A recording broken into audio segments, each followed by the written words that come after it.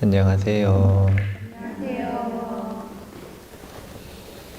오늘부터 새로운 경전 공부를 시작을 합니다. 법화경이고요. 법화경 특강은 이제 불교학개론 때와는 다르게 일부러 기간을 딱 정했어요. 12회차. 12회차로 법화경의 개론적인 이야기를 한번 살펴보는 시간을 가지도록 하려고 합니다. 법화경을 어떤 관점에서 바라봐야 하는가라고 하는 부분에 대해서는 사실은 아직 정확히 정하지는 않았는데,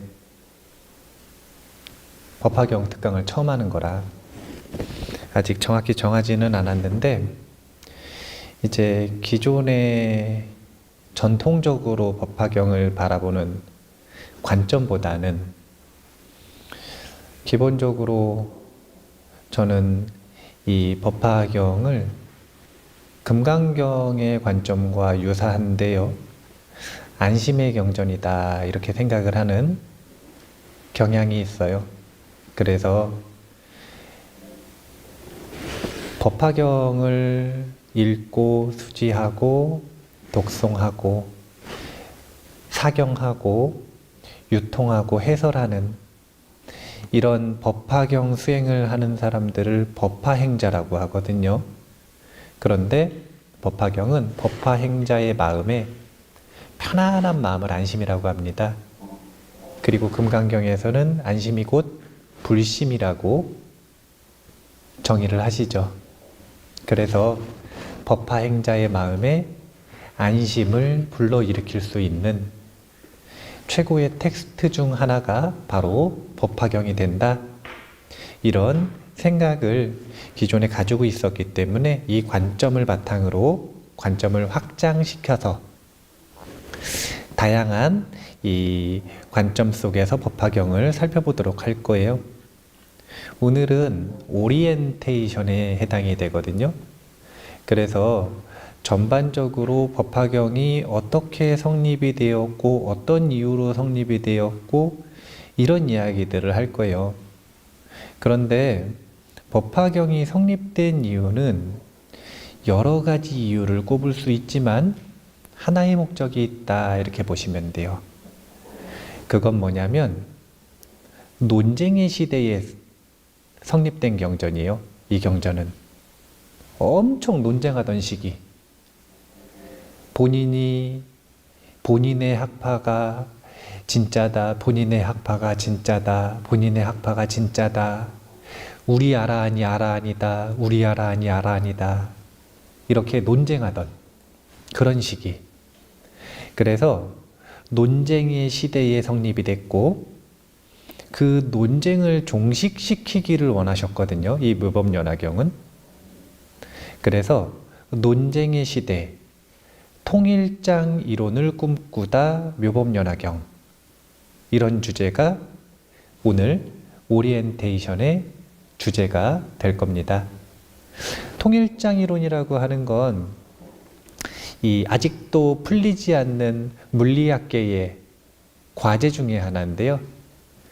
중력, 전자기력, 강력과 양력이라고 하는 4대 에너지 체계가 있어요.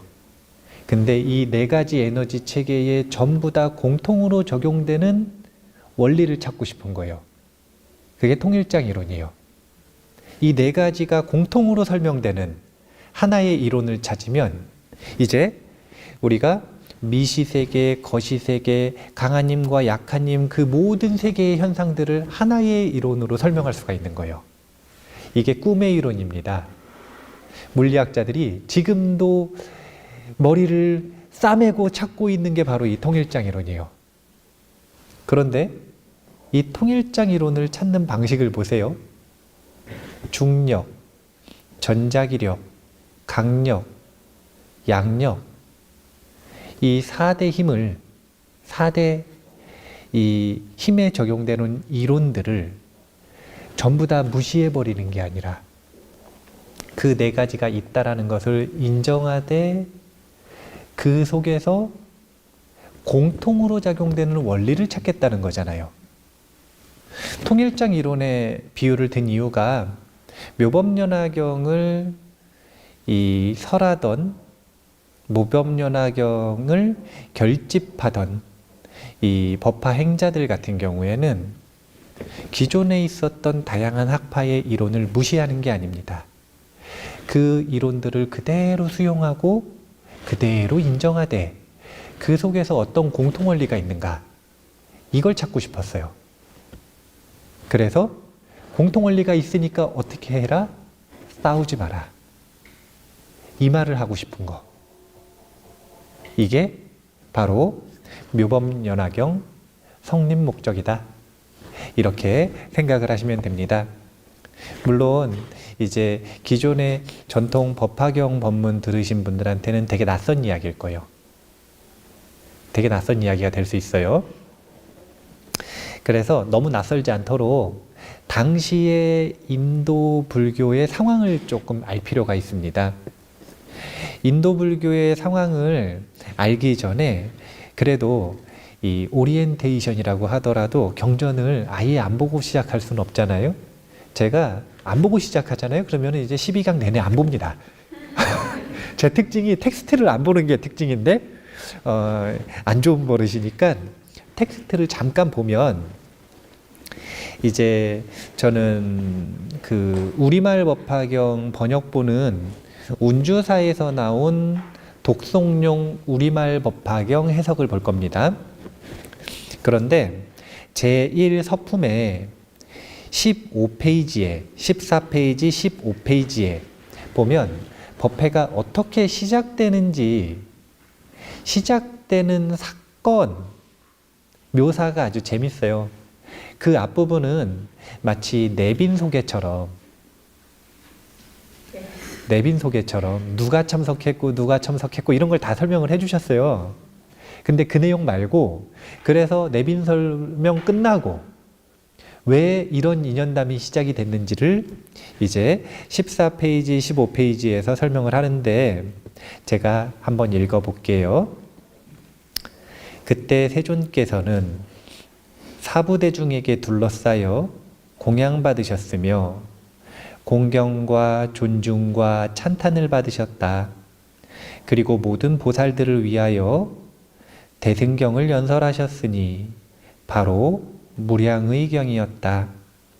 이는 보살을 가르치는 법으로 부처님께서 보호하시고 생각하시는 경이었다. 부처님께서 무량의경을 설하여 마치신 후 가부좌를 맺으시고 무량의처 삼매에 드시니 몸과 마음이 전혀 움직이지 아니하셨다. 묘법연화경을 설하기 전에 묘법연화경의 시작을 보면 무량의경을 먼저 설하셨다는 거예요. 그래서 이제 법화 삼부경을 꼽고 법화경과 연관된 경전들을 뽑을 때 이 무량의경이 들어가기도 합니다.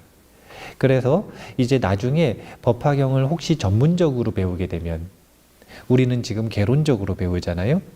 그게 아니라 이제 법화행자로서 법화경을 전문적으로 배울 때는 무량의경도 한번 살펴볼 필요가 있는 거죠. 의도가 있으니까 이 묘법연화경 전에 무량의경을 설했다, 이 말을 하셨겠죠. 네. 근데 재밌는 게 아주 묘한 설정이에요. 뭐냐면 부처님은 무량의경을 다 설하신 다음에 가부좌를 맺으시고 무량의처 삼매에 들어가 버리셨어요. 자, 그 상황에서 어떤 일이 벌어지는지 보셔야 되는데, 바로 이때 하늘에서 만다라꽃과 마하만다라꽃, 만수사꽃과 마하만수사꽃이 부처님 머리 위와 모든 대중들에게 꽃비가 되어 내렸다. 그리고 온 부처님의 세계가 6가지로 진동하며 움직였다. 그때 모임 가운데에 있던 비구, 비구니, 우바세, 우바이와 하늘, 천신, 용, 야차, 그리고 건달바, 아수라, 가루라, 김나라, 마우라가 같이 사람인 듯 하면서 아닌 이들과 여러 작은 왕들과 전륜성왕 등 이러한 모든 대중들이 일찍이 없던 희유함을 느끼면서 환희하여 합장한 채 부처님을 하염없이 일심으로 우러러보았다. 무량의처 삼매에 딱 들어가셨는데 상서로운, 이제 요즘 말로 하면 기적과도 같은 현상들이 일어난 거죠. 그러니까 요약해서 말하고 있습니다. 내빈 소개를. 비구, 비구니, 우바세, 우바이 하늘, 천신, 용, 야차, 건달바, 아수라, 전륜성왕과 왕들까지 지금 다 법회에 참석해 있는 존재들이거든요. 이 존재들이 마음이 청정해져서 부처님을 일심으로 합장한 채 우러러보고 있는 상황입니다. 이때 이제 그 유명한 백호상의 광명이, 상서로움이 등장을 합니다. 그러자 그때 부처님께서 두 눈썹 사이로 백호상의 광명을 놓으사 동쪽으로 18,000세계를 두루 비추지 않는 곳이 없었으니 아래로는 아비지옥에 이르고 위로는 아가니 타천에까지 비추었다. 그리하여 이 사바세계에서 다른 세계 국토의 6갈래 중생들을 모두 보게 되었고 또 다른 세계 국토에 계신 모든 부처님들을 배웠고는 그 부처님들께서 설법하시는 경전의 가르침도 듣게 되었다. 아울러 다른 세계 국토의 여러 비구, 비구니, 우바세, 우바이들이 수행하여 도 얻는 것을 다 보았고 또 많은 보살, 마하살들이 여러 가지 인연과 이해 정도와 갖가지 모습으로 보살도 닦는 것을 보았다. 또 모든 부처님들께서 열반에 드시는 것을 친견하였고 다시 모든 부처님들 열반하신 후에 대중들이 부처님 사리를 가지고 칠보탑 세우는 것을 전부 보았다. 그때 미륵보살이 이렇게 생각하였다. 지금 세존께서 신령스러운 변화 모양을 나타내시거늘 도대체 무슨 사연으로서 이러한 상서를 보이시는 것일까? 지금 부처님 세존께서는 삼매에 드셨으니 이 부사리하고 희환 일에 대해 마땅히 누구에게 여쭤봐야 하며 누가 능히 대답할 수 있겠는가? 진리가 담겨 있는 문학 작품으로 보셔야 되는데, 그런데 이 문학 작품이라고 하는 것은 그 글의 플롯 그리고 형식 이런 것들이 있지 않습니까? 그런데 이 묘법연화경이 어떤 형식을 띠고 있는지를 잘 보셔야 돼요. 문학적인 요소로 놓고 볼 때 이 묘법연화경은 이중창도 아니고 다중창, 꿈속의 꿈이 아니라 꿈속의 꿈속의 꿈속의 꿈속의 꿈의 형식을 다루고 있어요. 그래서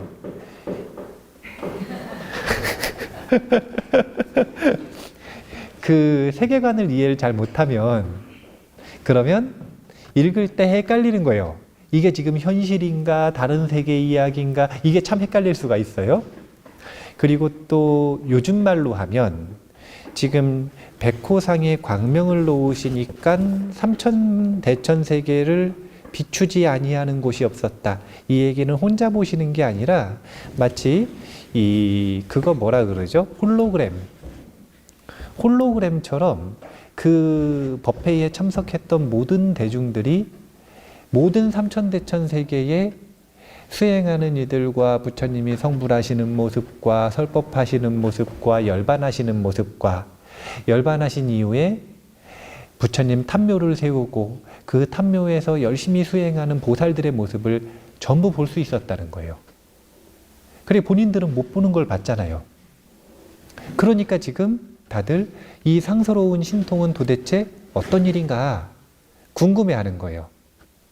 여기 보시면 여러 가지 세계를 이야기를 하죠.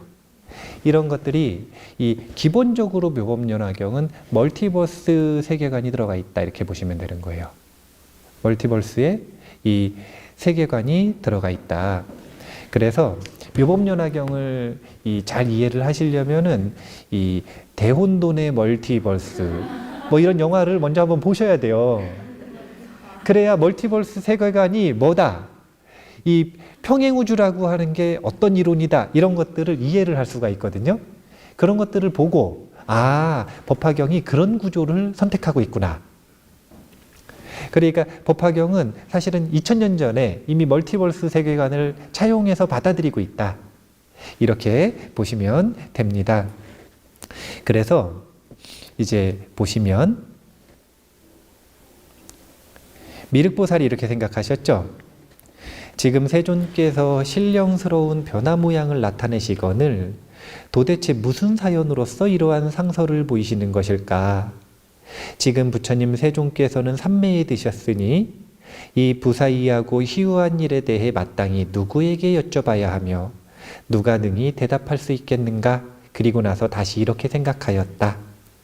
이 문수사리 법왕자는 이미 일찍이 지난 세상에 한량없는 모든 부처님들을 가까이 모시고 공양하였으니 반드시 이와 같은 희유한 모양을 보았을 것이다. 그러니 내가 이제 마땅히 이것을 여쭤봐야겠다. 대중들도 다 이렇게 생각을 했어요. 그래서 미륵보살이 대중들의 마음을 헤아려서 대신 문수사리 보살에게 여쭙는 겁니다. 이렇게 여쭙니다. 무슨 인연으로서 이렇게 상서롭고 신통한 모양을 나타내는 것입니까? 큰 광명을 놓으사 동방으로 18,000세계를 비추어 다른 부처님 세계의 장엄한 모습까지 전부 보게 하는지 궁금하기 짝이 없습니다. 이렇게 질문하고 끝내는 게 아니라 이에 미륵보살이 거듭 의미를 표현하고자 개성으로 여쭈었다. 몇 페이지냐면 한 페이지, 두 페이지, 셋, 넷, 다섯, 여섯, 일곱, 여덟, 아홉, 열, 열하나, 열둘, 열세, 열네, 열다섯, 열여섯, 17페이지를 질문을 합니다. 근데 그 17페이지의 내용이라는 게 무엇인가? 상서로운 광명으로 보여주신 여러 수행자들이 각가지 인연과 방편으로 수행하고 있는 모습을 본인이 봤다 이거예요. 그 내용을 요약해서, 그러니까 백호상의 광명을 놓아서 보여주신 신통의 광명 있잖아요. 그 본인이 본 내용을 요약해서 개성으로 질문을 한 겁니다. 왜 이런 모습들을 우리에게 보여주셨느냐? 근데 보면 누구는 보시바람일 수행을 합니다. 누구는 인욕바람일 수행을 해요. 누구는 지게바람일 수행을 하고요. 누구는 열심히 정진을 하고 누구는 마음 수행을 합니다. 누구는 선정에 깊이 들고 누구는 선정에 깊이 못 들고 온갖 수행의 방법들을 전부 다 이야기를 해요. 신분도 다 달라요. 비구도 있고 보살도 있고 불자도 있고 왕도 있고 동남 동녀도 있고 우바세 우바이도 있고 온갖 사람들이 온갖 방편의 수행을 바탕으로 불도를 추구하고 있는데 그 모습을 우리에게 보여주신 이유가 무엇인가? 이것을 문수사리 보살에게 질문하는 거예요. 자, 이제 인도불교사로 들어가야 되는데, 그 당시의 상황으로 들어가야 되는데 왜 이런 묘사를 하게 되었는가? 그 부분을 한번 생각을 해볼 필요가 있어요. 제가 이 내빈 소개를 읽진 않을 거예요. 너무 길어요. 읽으면 1시간 다 가버려요. 내빈 소개는 항상 짧게 하는 거거든요. 그 내빈 소개의 대표적인 내용이라는 게 도대체 뭔가, 여러 대보살들이 참석했다. 여러 대아라한들이 참석했다. 아라한들 뿐만이 아니라 유학, 무학의 여러 비구들이 참석했다. 비구니도 참석했다. 여러 이 대보살 말고 아직 수행이 무르익지 않은 보살들도 참석했다. 여러 천신들, 귀신들, 사람인 듯 사람 아닌 것들 전부 다 참석했다. 거기다가 아사세왕을 비롯한 그때 당시에 통일제국에 가깝게 만들었었던 여러 왕들도 참석했다. 여러 장자들도 참석했다. 온갖 사람들이 다 참석했는데 외도들도 참석했어요. 온갖 사람들이 다 참석했어요. 자, 여기 보면 이상하지 않나요? 보통 한 가지 주제에 대해서 강의를 해요. 예를 들어서 죽음에 대해서 강의를 해요. 1000명이 왔어요. 그럼 그 1000명은 대부분 뭐에 관심이 있어서 왔어요? 그쵸? 근데 이 법화경은 청중을 보고 정체를 알 수가 없는 거예요. 왜냐하면 온갖 신분과 온갖 전공과 온갖 관심사가 다른 사람들이 다 왔어요. 이거 도대체 무슨 경전이냐? 거기다가 부처님이 무량의경 설법을 하셨어요. 무량의경의 내용은 다른 게 아니에요. 보살을 가르치는 법이에요. 그러니까 보살 수행에 대한 1차 설법이 끝났다는 거죠.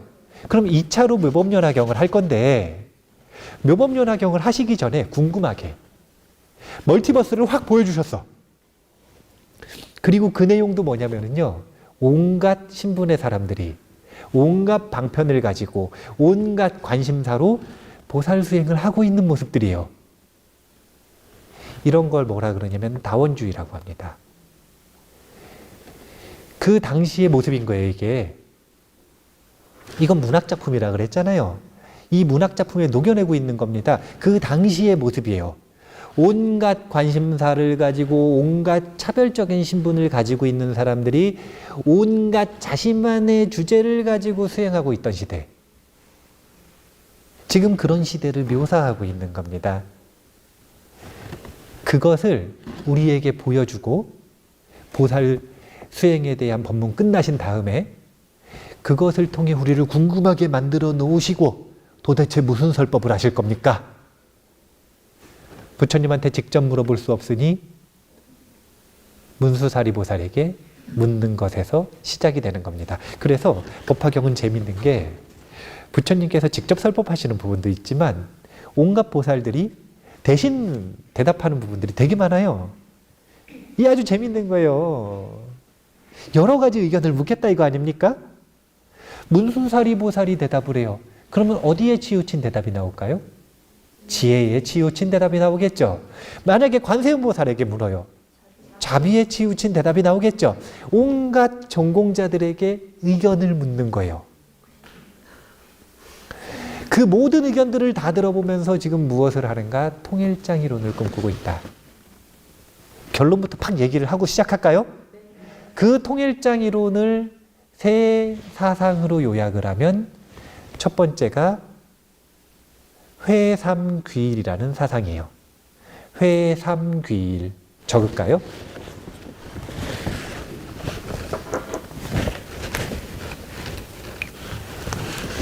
법화경의 3대 사상, 법화경의 3대 사상이 있다. 첫 번째는 회, 삼, 삼을 돌려서 귀, 일, 하나로 돌아간다 이런 뜻이에요. 회삼귀일. 사실은 이게 하나의 사상을 얘기할 땐 저거 하나의 사상을 이야기를 하는 거예요. 구조가 어떻게 되는 거냐면 성립배경을 사실은 자세하게 설명할 수 있을지 없을지 몰라서 먼저 요약적인 결론을 알려드리자면 법화경은 3번에 걸쳐서 성립됐다. 3차에 걸쳐서 결집됐다라고 학자들은 이야기를 하고 있어요. 근데 첫 번째 가장 먼저 결집되는 사상이 바로 이 회삼귀일입니다. 두 번째 약 50년 뒤에 한번 다시 결집이 되거든요. 그 내용이 뭐냐면 구원실성이라는 거예요. 이건 뭐냐면 이미 먼 오래전에 사실은 성불하셨었다. 부처님께서 카필라국의 왕자로 태어나서 왕자로 번뇌를 가지고 살아가다가 29세에 출가를 하셔가지고 고행도 하고 선정도 하고 그래가지고 깨달음을 얻으셨다. 그래서 그 이후에 45년간 설법을 하셨다. 이것은 연극이고 이거는 연극일 뿐이고 부처님은 원래 아주 오래전에 이미 성불하셨다. 그런데 중생에게 성불의 표준 롤모델을 보여줘야 될 거 아니에요. 이렇게 성불하는 것이다. 이걸 보여주기 위해서 일부러 중생이 되셔서 화신의 모습으로서 성불의 과정을 보여주신 것일 뿐이다. 이걸 말하는 게 구원실성인데 이 사상이 사실은 부처님을 대상으로 하고 있는 교리가 아니라 일체 중생을 바탕으로 하고 있는 교리인 거예요. 부처님이 예전에 성불하셨어요. 원래 성불하신 분이에요. 이것을 일반화시키면 어떻게 되는가? 모든 중생은 이미 성불한 존재다. 예전에 이미 본인이 기억 못할 뿐이지. 이걸 말하고 싶은 게 구원실성이거든요. 이건 왜 나왔느냐? 회삼귀일이라고 했어요. 어떤 방편, 3이든 100이든 만이든 만 가지 방편을 쓰든 100가지 방편을 쓰든 3가지 길을 가든 상관없이 어떤 수행을 하든 그 끝은 성불하는 하나의 길로 도달한다. 이걸 말하고자 하는 거거든요. 누구나 성불의 길을 가고 있다. 누구나. 근데 이 말을 사람들이 믿지 않는 거예요. 근거가 뭐냐? 근거가 뭐냐? 이걸 말해달라는 거예요. 나 의심난다. 근거가 뭐냐? 그러니까 그 뒤에 2차로 결집이 된 게 바로 구원실성인 거예요. 왜 성불할 수 있냐? 왜 성불할 수 있어요? 원래 성불했으니까. 왜 성불할 수 있냐? 원래 성불했던 존재니까. 이걸 말하고자 하는 게 두 번째 2차 결집의 목적이라고 보시면 돼요. 근데 이것은 단독으로도 중요한 이야기지만 근거라고 보시면 돼요. 이 회삼귀일을 말하기 위한. 자, 세 번째. 그래, 그러면 본래 성불했다 치자. 근데 나 지금 중생 아니냐? 그럼 내가 구체적으로 성불의 길을 가기 위해서 어떤 수행을 해야 되느냐? 이걸 말하고자 하는 게 바로 세 번째 행보리심 파트.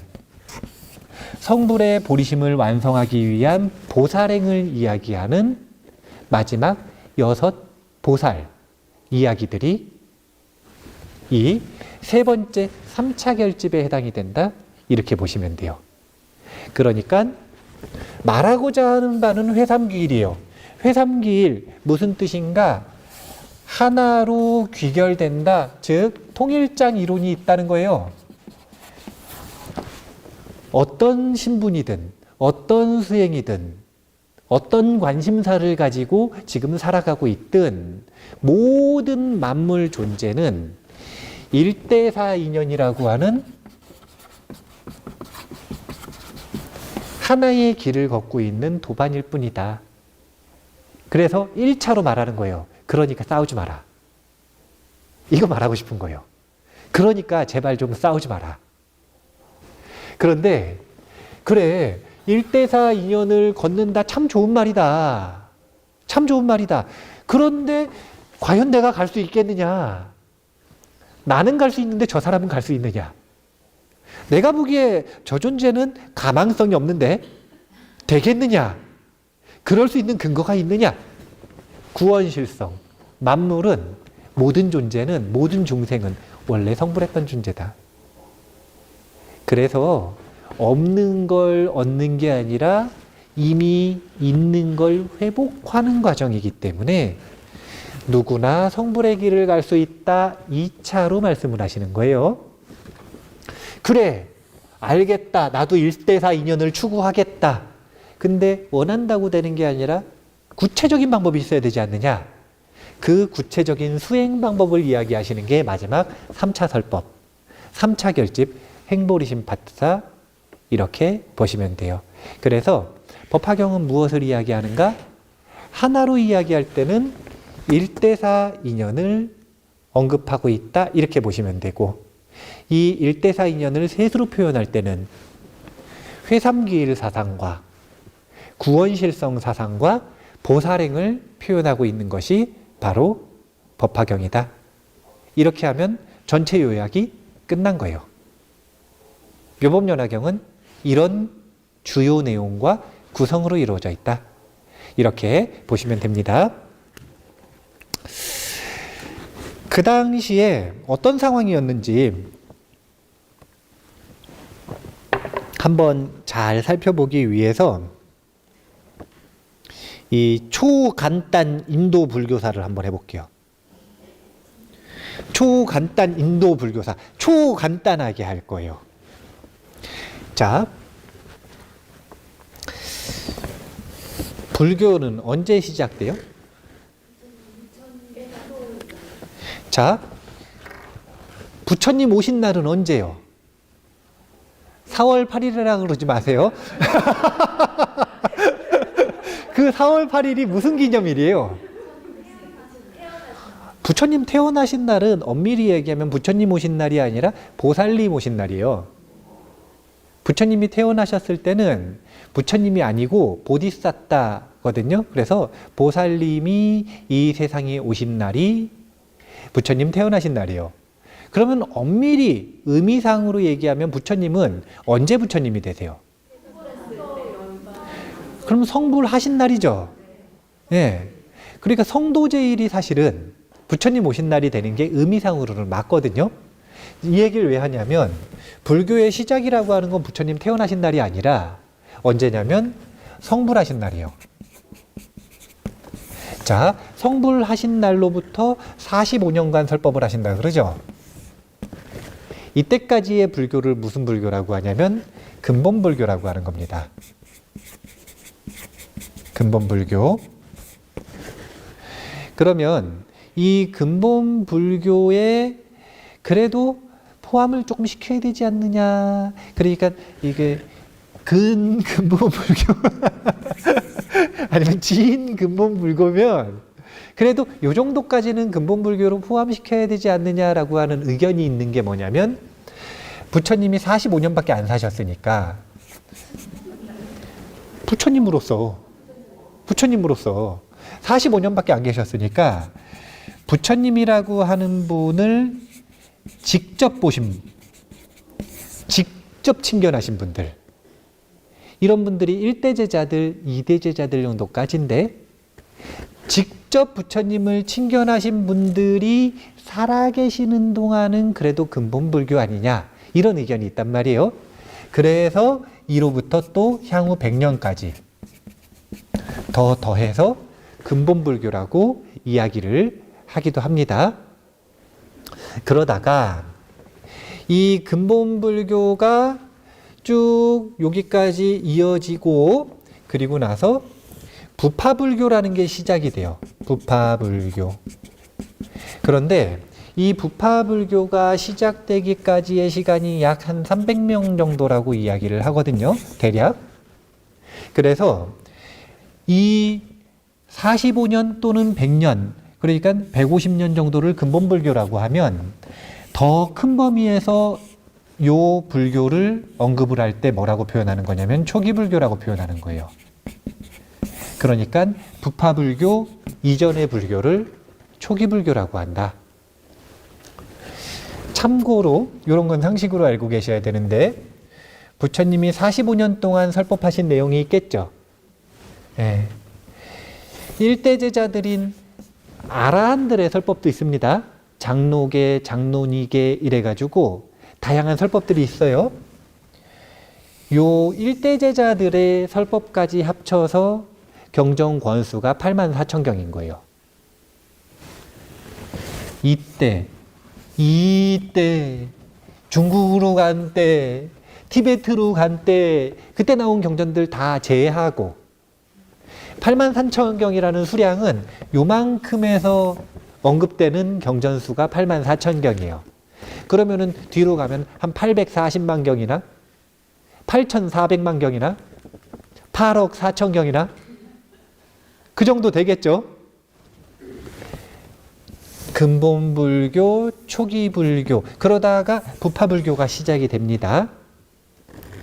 그러다가 꼭 보면은 대승불교에는 그런 표현이 정형구로 나와요. 후오백세. 이런 표현 들어보셨어요? 네, 그러니까 이 후 500세에 대해서 지금 이렇게 간단한 인도불교사를 보여드릴 때 이런 이 시간 개념이나 이런 것들을 보여드리는 게 이 불교교리 발달사라고 표현하거든요. 근데 이 불교교리 발달사에 대한 연구가 이루어지지 않았을 때는 후 500세를 어떻게 해석을 했느냐. 무슨 겁이 5번이 지나는데 무슨 탁 그래가지고 겁마다 오타각세라 그래가지고 뭐 자꾸 오염된대요. 무슨 겁에는 뭐가 오염되고 무슨 겁에는 뭐가 오염되고 그래서 그런 겁 탁해지는 게 5번 지나서 후 500세다. 후 500세다. 자꾸 이렇게 표현을 하는데 불교교리 발달사에서 볼 때는 그냥 대승경전이 대부분 후 500세에 이루어졌어요. 부처님 열반하신 후 500년 뒤에. 대략 한 500년 정도 뒤에 무엇이 시작되는 거냐면 대승불교가 시작이 된다. 이렇게 보시면 돼요. 그리고 나서 한 7세기쯤에 밀교가 시작된다. 초간단 일도 불교사니까. 이렇게 알고 계시면 되는 거예요. 진짜 간단하게 했죠? 네. 그런데 우리가 주목해야 되는 건 법화경은 근본 불교의 경전인가요? 초기 불교의 경전인가요? 부파 불교의 경전인가요? 대승불교의 경전인가요? 밀교의 경전인가요? 그러면은 대승불교가 요쯤에 성립이 된다 이거죠? 예. 그 중에서도 이 법화경은 반야부경전 성립되고 정토부경전 성립되고 유마경 같은 방등부경전 성립되고 여러 가지 대승경전들이 극초기에 성립된 후에 법화경이 성립되기 시작을 하는 겁니다. 그래서 법화경은 3번의 결집이 있다고 학자들은 결론을 내리는데 법화경은 1차 대략 서기 50년경에 결집이 된다. 이렇게 결론을 내리고 있어요. 2차 대략 100년경에 성립이 된다. 3차 대략 150년경에 성립이 된다. 이렇게 보시면 됩니다. 그러면 이 50년경에 도대체 무슨 일이 있었는가 이걸 봐야 도대체 왜 통일장 이론을 만들고 싶은지를 알 수가 있는 거예요. 이때 당시에 논쟁의 시대라고 하는 이유는 다른 게 없어요. 뭐냐면 대승불교가 나왔다 그래서 부파불교가 사라졌을까요? 아니요. 부파불교는 그대로 밀고 있는 데까지 계속 가는 거예요. 사람들이 흔히 착각을 하는 것 중에 하나가 대승불교가 나와서 대승불교가 흥했을 거라고 생각을 하는데 여기서부터 여기까지 부파불교 나와서부터 밀교 이후 그러니까 이 불교가 인도 내에서 사라질 때까지 최대 종파는 항상 부파불교예요. 그러니까 대한불교 조계종이 한국불교 이 최대 종단이잖아요. 네. 예를 들어 가지고 대한불교 조계종에 대한 반감을 가지고 있는 분들이 그러니까 그냥 싫은 게 아니라 뭔가 단점을 보완하기 위해 법화경을 공부해야 되니까 법화종이라는 걸 누가 만들었다고 보세요. 그러면 나중에 후대의 사람들이 법화종이 2022년에 만들어졌더라. 그러면 법화종이 최대 종단이 된 줄 알아. 그리고 조계종은 사라진 줄 알아요. 그게 아니라 조계종은 계속 최대 종단이에요. 이 종단은 대승불교라고 하는 종단은 신흥종단이라. 그리고 이 대승불교가 만들어지는 과정도 아주 재밌는데요. 우리가 대승종단이 대승불교라고 하는 종단이 그냥 쉽게 만들어졌을 것 같지만 처음부터 만들어졌을 것 같지만 처음에는 진짜 무력한 힘없는 그런 그냥 하나의 사상 모임이라고 생각을 하시면 돼요. 어떤 식으로 만들어지냐면 부파불교가 상자부가 있고 대중부가 있어가지고 한 18개 정도의 부파가 있거든요. 근데 이 부파 속에 문제의식을 가지고 있는 사람들이 있는 거예요. 그래서 그 문제의식을 가지고 있는 사람들이 본인들끼리 모여가지고 그 사상을 결집하고 완성해 나가는 과정들을 거치는 겁니다. 이 얘기는 무슨 얘기냐면 처음부터 대승종단이라고 하는 게 있었느냐? 없었다는 거예요. 금강경은 50년 전에 생기거든요. 그러면 금강경을 바탕으로 해서 템플이 있어가지고 그 템플에 스승을 모시고 금강경 공부하는 금강행자들이 모여서 막 공부하고 이런 모습을 상상을 하시는데 그런 거는 진짜 뒤의 일이고 처음에는 그게 아니라 반야부 사상의 지혜 사상으로 되돌아가고 보리심을 추구하고 반야를 바탕으로 육바라밀을 추구하고 이런 사상에 대한 연구를 하는 부파 내에 소수의 사람들, 소수의 학생들이 있었고 그 소수의 학생들과 의견을 같이 하는 신도들이 조금 있었고 그래서 같이 공부하는 스터디 모임 좀 있고 이런 느낌이에요. 이런 느낌이 뭐가 이루어진 다음에 종파가 생기는 거냐면 경전을 완전히 결집한 뒤에 그래서 보면 50년경에부터 성립되기 시작해서 지금 묘법연화경 원본이 나오려면 그로부터 100년이 넘게 걸리는 겁니다. 100년이 넘는 동안 여러 스승들이 같은 뜻을 가지고 이 사상을 갈고 닦으면서 갈아놓으면서 소위경전을 만들어내는 거예요. 이걸 보고 결집이라 그래요. 이런 경전 결집을 통해서 즉 대승 경전이 먼저 성립되고 이 대승 경전에서 말하고자 하는 사상 묘본연화경은 회삼귀일 싸우지 마라 모두 다 성불한 부처님이다 회복하려면 보살행을 닦으면 된다 보살행의 핵심이 뭡니까? 서로 친절하게 좀 해라 싸우지 말고 서로 좀 도와라 아니 부처님들끼리 왜 싸우냐 이런 사상을 담고 있는 거예요. 요즘 말로 하면 이런 사상을 공유하고 있는 사람들이 모이니까 장소가 생기고 장소가 생기니까 세력이 커지고 그러면서 템플이 형성되고 종단이 형성되고 이런 식의 과정을 겪는 거예요. 그래서 맨 처음에는 사상을 서로 공유하고 결집하는 소규모 모임이다. 대승불교가 아주 유약한 거예요. 무력한 겁니다. 차후에 이제 대승불교도 완전히 하나의 사상이 결집되고 경전이 생기고 그리고 이 경전을 바탕으로 스승과 제자들이 생기고 특히 대승불교는 특징적인 게 뭐였냐면 부파불교는 적극적인 포교를 하지 않았어요. 근데 대승불교는 아주 적극적인 포교를 했어요. 왜 그랬을까요? 안 하면 못 먹고 살았어요. 진짜 간단한 이유예요.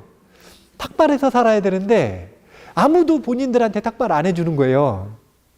그러니까 굶어 죽든지 아니면 본인들의 사상을 포기하든지 근데 사상을 포기하고 싶지는 않으니까 적극적으로 포기할 수밖에 없는 거예요. 그래서 대승불교에는 항상 이 문장이 들어가죠. 무슨 문장이 들어가냐면 모든 경전 중에 무슨 경전이 최고래요? 그 경전이. 이런 얘기가 들어가잖아요. 묘법연화경은 무슨 경전이 최고래요? 금강경은요? 예. 무량수경은 무량수경이 최고라고 하고요. 유마경은 유마경이 최고라고 합니다. 왜 그런 사상이 들어갈 수밖에 없는가? 이 불교 교리 발달사에서 대승불교가 처해 있던 위치를 봐야 돼요. 그러니까 홍보 멘트였다. 현실적으로는 그러하고 그런데 그게 진리의 차원에서 어긋나는가? 그렇지는 않아요. 왜냐하면 반야부 경전을 이야기하고 그리고 또 최상의 지혜를 증득할 수 있는 가르침이 있다면 그러면 이 가르침은 이 경전도 최고, 이 경전도 최고, 이 경전도 최고 전부 다 최고기 때문에 그래서 틀린 말은 아니에요. 그리고 또 나오는 말이 있어요. 상황을 잘 이해를 해야 왜 저런 말이 나오는지 이해가 되는 거예요. 법화경이든 금강경이든 포교를 막 강조를 하면서 뭐라 그러냐면 이 경전을 지니고만 있어도 공덕이 수승하대요, 안 수승하대요? 법화경은 얼마나 심각하냐면 경전이 있잖아요. 그러면은 그곳이 부처님 진신사리탑이 있는 곳처럼 공양 올리고 예배를 해야 된대요. 여기서 더 나아가서 어떻게 되냐면 법화경을 정념의 법부님이 들고 있어. 그럼 정념의 법부님한테도 진신사리탑을 모시는 것처럼 예배하고 공양을 올려야 된대요. 이런 이야기들이 나오는 이유가 그 공덕이 없다는 게 아니라 그 당시의 상황을 반영하고 있다. 또 이런 얘기도 나옵니다. 어떤 얘기가 나오냐면요. 꼭 그 얘기가 나와요. 사람들 많은 광장에 나가가지고 포교를 하는데 남들이 나를 업신여기면 이 진리를 믿지 않고 업신여기고 심지어 악의에 차서 공격하면 어떻게 되는지 그 사람들의 악업에 대해서 겁을 주고 그 다음에 본인은 어떤 마음으로 거기에 대처해야 되는지 이건 무슨 얘기냐면 묘법연화경 공부 딱 하기 시작하잖아요. 그러면은 사실은 일주일만 지나면 딱 들고 지하철 나가야 되는 거예요. 이렇게. 그 당시에 그런 거예요. 아니, 생각을 해보세요. 기독교, 개신교가 왜 적극적으로 우리나라에서 포교를 했을까요? 신흥 종교이기 때문에 그런 거예요. 우리나라에서는. 그래서 세력이 없고 신흥 종교인 종교들은 전략이 항상 유사한 거예요. 대승불자들은 실제로 그때 당시에는 이 인쇄된 경전은 없으니까 사경한 아주 귀한 이거 다 베껴 쓴 이 경전 되게 비싸거든요. 그때 당시에 이 활자 인쇄술이 발전하기 전에 그때 유럽에서 유명 대학교의 경서 책 보관량 총량이 200권이었대요. 그런 때가 있었대요. 그래서 성경 한 권이 고급집 한 책 값이었대요. 얼마나 귀한 겁니까? 이걸 이쁘게 다 베껴 써야 되니. 그러니까 그 당시에 이 경을 들고 있다. 이건 엄청난 권력인 거예요. 요즘처럼 인쇄돼가지고 이거 얼마요? 15,000원인가? 15,000원 하면은 쿠팡 딱 하면은 다음날 새벽 배송 오고 이런 거 없어요. 그런 거 없어요. 이거 하나 구하려면 누군가 경전을 받아가지고 이거 다 쓰려고 생각해 보세요. 그것도 고귀한 말씀을 베끼는데 막 쓸 수는 없잖아요. 그럼 이쁘게 한 글자씩 이렇게 절하면서 써요. 절하면서 쓰면은 1년, 2년 베껴 써야 되는 거예요. 근데 누가 이걸 빌려주나? 이 귀한 걸? 집 한 채 값인데? 얼마나 이 경전을 수지하고 있다는 것 자체가 대단한 일이었는가. 그리고 이것이 어려우니까 암송을 그렇게 강조했던 거예요. 요즘하고 비교하시면 안 돼요. 그러니까 교리발달사적으로 그 당시의 상황을 이해해야 그래야 우리가 그 경전의 내용을 객관적으로 이해할 수 있다. 네, 객관적으로. 자, 그래서 결일로 가자면 대승경전이 그렇게 성립이 되는 과정이 묘법연화경은 1차가 50년, 2차가 100년, 3차가 150년경이다. 그런데 구체적인 내용은 언제 얘기할 거냐면 다음 주가 아니라 다음 달이네요. 월 1회니까 다음 달에 숙제가 있단 말이에요. 뭐냐면 법화경은 총 28품이에요. 품 이름을 다 외워오셔야 돼요. 1품부터 28품까지 구구단 외우듯이 탁 누르면 다 오게 1품부터 28품까지를 다 외우셔야 돼요. 다 외우고 나면 구체적으로 1차에 무슨 품이 형성이 됐고 2차에 무슨 품이 형성이 됐고 3차에 뭐가 추가됐다 이걸 얘기를 해드릴 거예요. 못 외우신 분은 얘기 안 할 거예요. 못 외우시면은 그 얘기는 없는 걸로 그냥 논문 찾아보세요. 예. 하는 걸로. 그런데 결론은 1차에서 전반부가 형성이 되고 2차에서 구원실성을 이야기하는 이 후반부가 형성이 됩니다. 그리고 나서 서품이 만들어졌다라는 게 중요한 거예요. 원래 책을 쓸 때 서문은 처음부터 써봐야 나중에 다시 고치거든요. 그래서 처음부터 보통 안 써요. 맨 마지막에 어차피 다시 써야 되니까. 서품이 2차까지 끝나고 나서 그리고 나서 써진 게 서품이다. 그러니까 이 서품에서는 전반적인 내용을 그래도 다 담아내기 위한 구조를 구상을 하고 이야기를 포함하고 있다. 이렇게 보시면 되는 거예요. 서품이 만약에 제일 먼저 써졌으면 뒤에 있는 내용들은 다룰 수가 없는 거예요. 그런데 이런 내용들을 다 다룬 다음에 써졌기 때문에 이 서품이 전반적인 내용을 핵심 메시지를 담기 좋은 그런 시기에 써졌다 이렇게 보시면 돼요.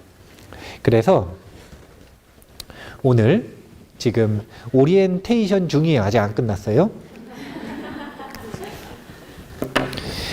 이 초간단 인도불교사를 살펴보면서 지금 첫 번째 시간에는 묘법연화경이 성립되던 시기는 도대체 어떤 시기였는가 이거를 먼저 개략적으로 연도만 가지고 봤어요. 그리고 그 시기의 특징을 한마디로 표현할 때는 논쟁의 시기였다. 그래서 다음 시간에는 도대체 어떤 논쟁들이 있었는가 이런 내용들, 어떤 논쟁들이 있었길래 회삼기일이라는 말이 나왔는가 이 이야기를 먼저 시작을 하면서 그러면서 오리엔테이션을 한 번 더 해서 마치는 걸로 하도록 하겠습니다. 자, 그러면은 10분 쉬었다가 다시 하도록 하겠습니다. 감사합니다.